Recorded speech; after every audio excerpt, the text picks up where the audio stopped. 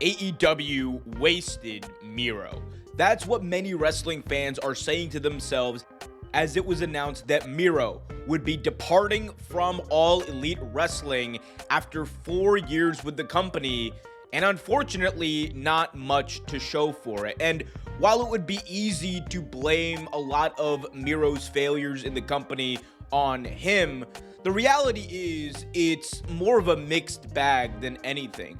There's a lot of indications that Miro's time in AEW came down to one key problem, and that was creative differences. And if we go back and look at Miro when he first debuted, we saw the rumblings of the creative frustrations that would go on to encapsulate his AEW career kind of rear their head. Early on, he came in with a video game character titling himself the Best Man to Kip Sabian as he and Penelope Ford were looking to get married. And after a less than stellar introduction to the company, it was followed up by arguably Miro/Rusev's best gimmick yet, the Redeemer. And the reason why this gimmick hit is because it was everything that he was supposed to be in WWE turned up a notch. Whereas in WWE, he was never able to really get out of the shadow of being the Russian supervillain outside of the stint he had with the Rusev Day gimmick. Miro the Redeemer was a serious character, one who was motivated by his god to commit atrocities in the professional wrestling ring, and that is precisely what he did. He would go in, week out, and destroy anyone in the ring with him. And then he would go on to cut some backstage promos that were some of the best in the entire company, and they would build on each other. You would slowly hear more and more about Miro, his motivations, why he's doing what he's doing, and it would kind of be a story within the company, and it would have its own lore. And it all culminated with him defeating Darby Allin for the TNT Championship.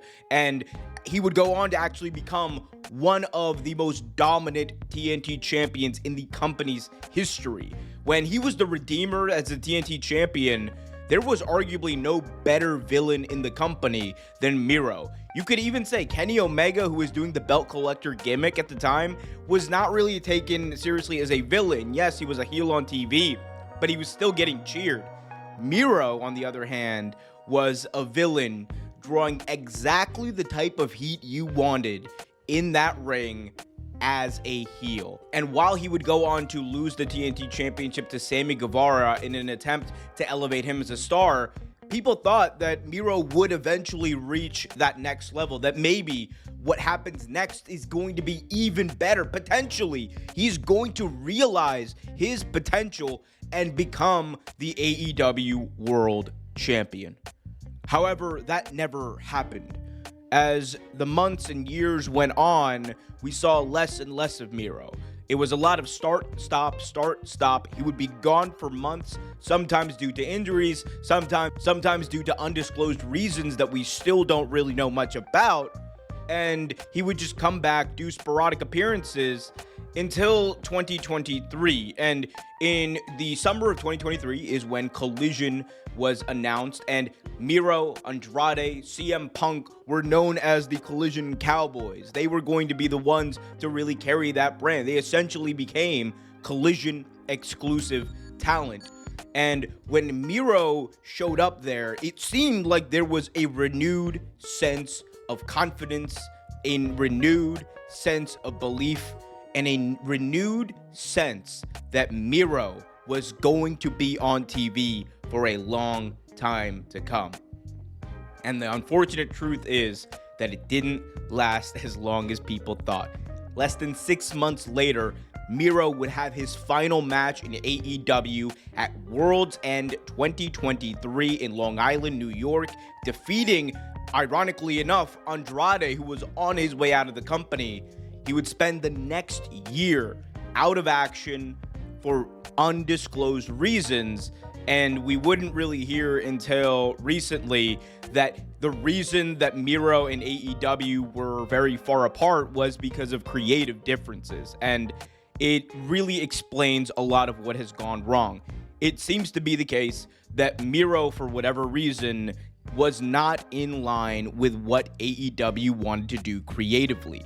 And it is a sticking point that many have criticized AEW for, that when the going gets tough with the talent, they don't do enough to make sure that talent gets on board. The common criticism that people have of AEW with regards to this is, well, if it happened in WWE, that talent would have gone out there and done exactly what Triple H said. And it is something that AEW is going to have to continue to deal with, because the unfortunate truth is, being that second company, being that competitor brand, is always going to be seen as less in the eyes of many of your talent and the fans. It is just the truth.